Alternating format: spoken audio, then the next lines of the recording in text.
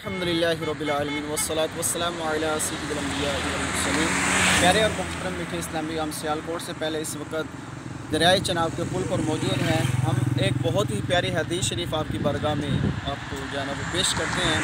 आका करीम रऊफ़ रहीम सल्लल्लाहु अलैहि वसल्लम ने इरशाद फरमाया, औलन नास बियौमिल क़ियामति अक्सरुहुम अलैया सला, कि क़यामत में मेरे करीब तर वो बंदा होगा जिसने दुनिया के अंदर मुझ पर सबसे ज़्यादा कसरत के साथ जो है वो दुरूद शरीफ पढ़े होंगे। तो इसलिए दुनिया के अंदर जो है वो कसरत के साथ दुरूद व सलाम पढ़े कि आज इस दौर में इस दुनिया में हम कसरत के साथ दुरूद व सलाम पढ़ेंगे।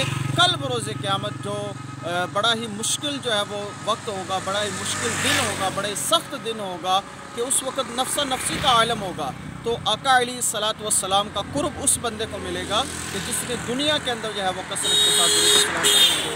तो इसलिए कसरत के साथ दुरूद व सलाम पढ़े ताकि कल बरोज़ क़यामत हमें आका अलैहिस्सलातु वस्सलाम का कुर्ब नसीब हो।